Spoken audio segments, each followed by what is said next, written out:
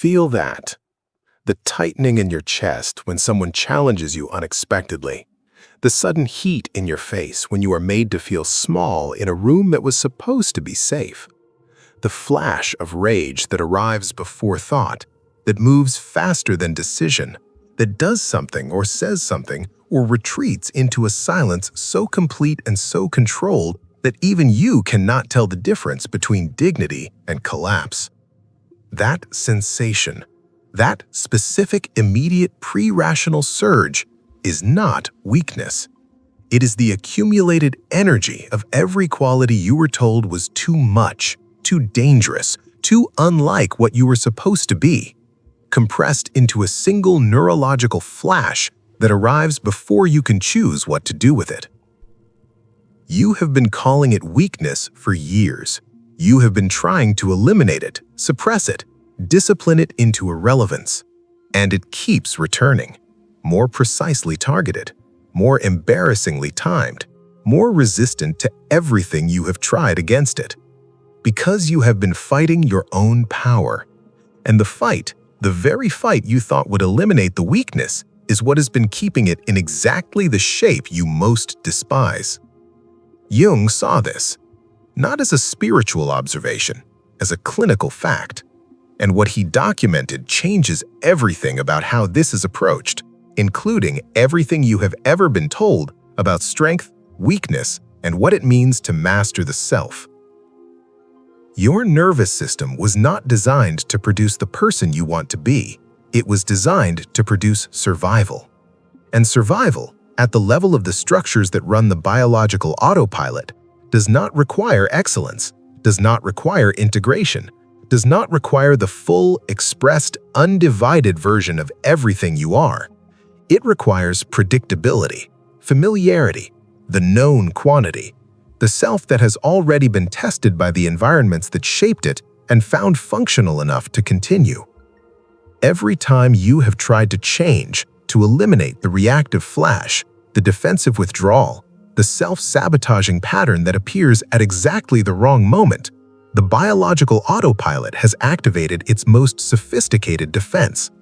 Not resistance as brute force, resistance as familiarity bias. The sense that the current version of you, however inadequate it feels, is the one that has survived. And the autopilot treats survival as the highest possible value.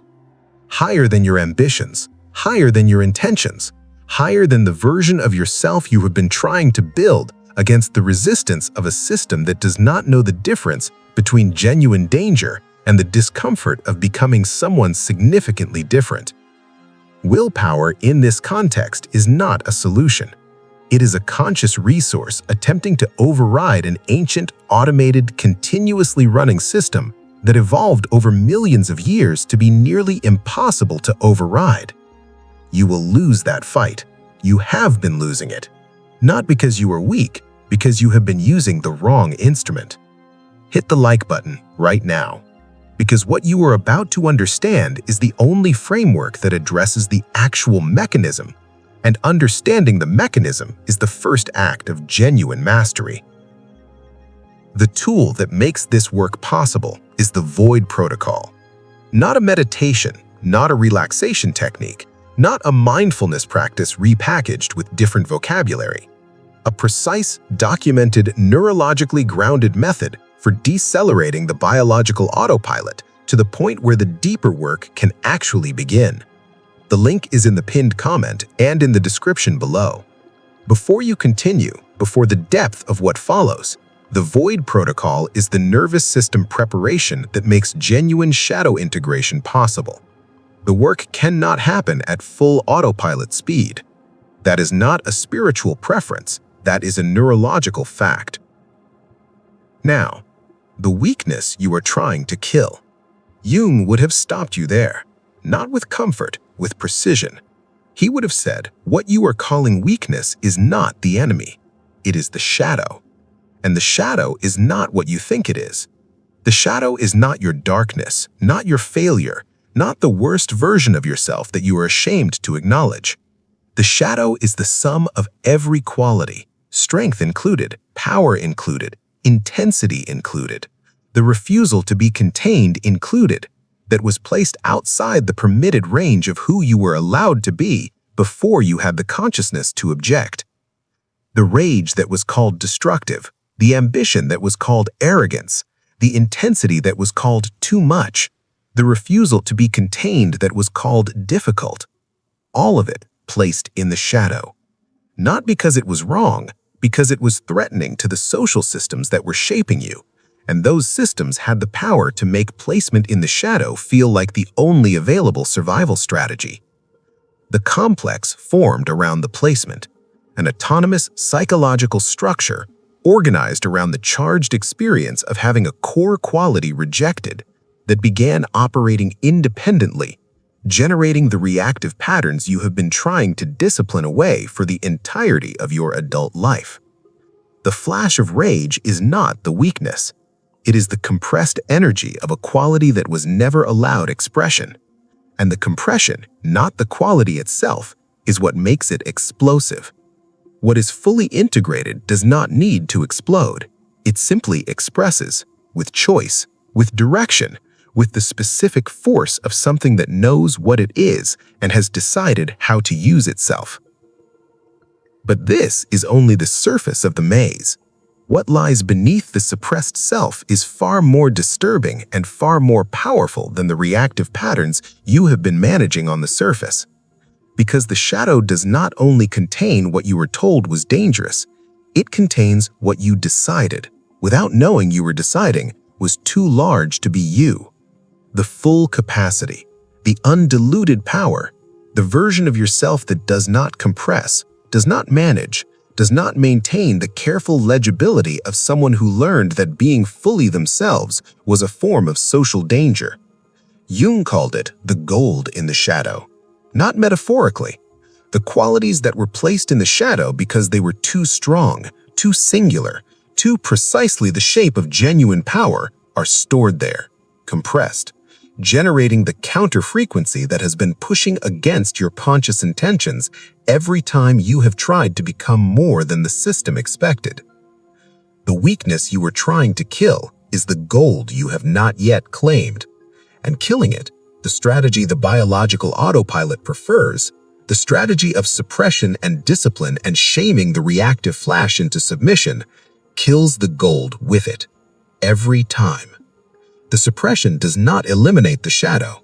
It compresses it further, increases the pressure, makes the reactive pattern more explosive, more precisely timed, more resistant to the willpower being deployed against it. The law of reverse effort operates here with absolute precision. The harder you fight the shadow, the more energy you feed it. The more you identify it as enemy, the more it autonomously becomes. The more you try to kill the weakness, the more the weakness takes on a life of its own. Because you cannot kill what you are. You can only integrate it, or remain divided by it. The void is where integration begins, not as a location, as a state. The precise, practiced, neurologically real state of a consciousness that has suspended the biological autopilot's continuous editor of present experience. In the void, the gap between stimulus and response that Frankl called the last human freedom, the complex cannot complete its pattern, because the pattern requires the autopilot's automatic execution. It requires the flash to arrive before consciousness can observe it. It requires the reactive response to be already in motion before the integrated self has the opportunity to choose differently. The void practice interrupts this, not by slowing down the flash, by creating the space in which the flash can be observed rather than merely experienced. And the observed flash, the one you can watch arriving, name as the complex activating, recognizes the compressed energy of a quality that deserves integration rather than suppression, is not the same as the unconscious flash. It is information. Specifically, it is the signal of exactly which shadow material is ready to be reclaimed. Each reactive pattern is a map. Each explosive moment is a coordinate. Each instance of the weakness you have been trying to kill is the shadow pointing directly at the gold it has been holding on your behalf until you were ready to claim it. Shadow integration is not therapy.